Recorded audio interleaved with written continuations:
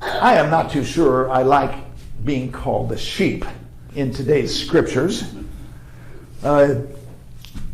In Psalm 23 it says, the Lord is my shepherd, as if I'm a sheep following a shepherd out in the wilderness. And then Jesus says in the gospel lesson, I am the good shepherd, as if we are all the sheep of his pasture. Sheep are not very attractive. Sheep are stupid creatures. If any danger ever comes up, they just herd in a bunch and just wait until one of them gets picked off. They're dumb. They're defenseless. They don't independently have any independence, or they don't think for themselves. They just follow the herd wherever it goes. If they get lost, they have to be searched out and brought back to safety. They're helpless. Now, I don't want to be a sheep. I don't want to be considered a sheep. Have you ever heard of a sports team called the Sheep? The San Francisco Sheep? The Oakland Ovines? No, you never hear that. We want to be predators. The Detroit Lions, the Philadelphia Eagles, the Seattle Seahawks. We want to be a predator. Who wants to be a sheep?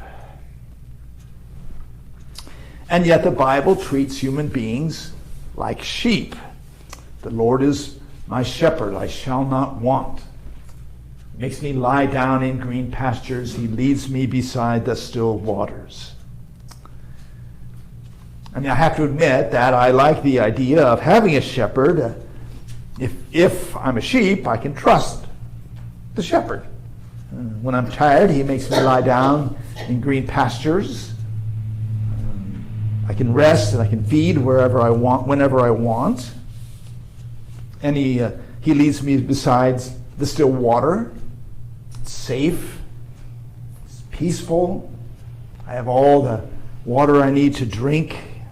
So if I'm going to be a sheep, I would like to have a good shepherd, true. But I would like to think that I am not a sheep, that I am independent. I am a self-made man. I'm a change agent. I'm a thought leader. I'm not a sheep. But in reality, I have to admit that I'm a pretty simple person. I'm vulnerable. I'm flawed. I think it's a pretty good day when I can just get through the day without having any major problems. One day at a time. And I think that's probably true of most people.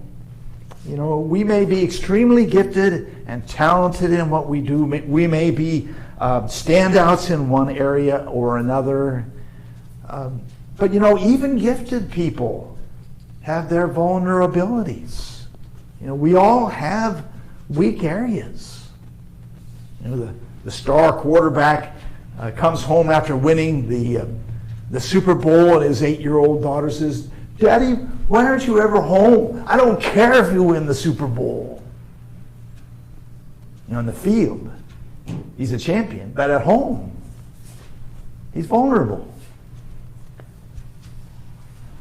Famous doctor performs this miraculous surgery, and on one day, and the next day, she feels a lump in her breast. She knows it could be cancer. And she knows it's treatable. She knows all the medical condition, but still this fear wells up inside her. She's vulnerable. In one way or another, all of us, whether we admit it or not, we're vulnerable. And if I'm being honest, I have to admit that I'm vulnerable too. In some ways, I am a sheep. And when Jesus says he is the good shepherd, I know exactly what he means. I need a shepherd. It's not an admission of failure. It's not an admission of weakness. It's an admission of my need for God. I need God. I'm not too proud to admit that. Jesus says, I am the good shepherd. I know my own, and my own know me. You know, in the Gospel of John, there are 7 sayings, the I am sayings of Jesus. Jesus says, I am the vine, I am the resurrection and the life, I'm the bread of life, I am the good shepherd. And what John is trying to tell us is that Jesus fulfills all the expectations of the Old Testament. Jesus is the good shepherd of Psalm 23. I am the good shepherd, he says. Jesus is the good shepherd who cares for us and protects us and nourishes us.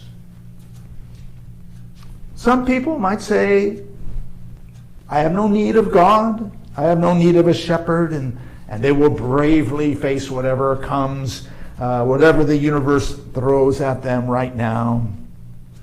Maybe they don't need God right now. Maybe they are completely self-sufficient, at least for now.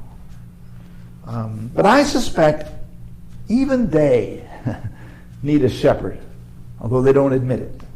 They're vulnerable too, or they will be someday. They need a good shepherd. The Lord is my shepherd. I shall not want. Now, sheep are not all bad. I mean, one of the qualities of sheep is that they like to be in the flock. They like to be together. They're very social, and so they feel safe and at home when they're surrounded by the flock. And somewhat similar with people. They say there's an epidemic of loneliness these days. People are isolated and separated from each other. We don't get together as much as we used to, and people feel cut off.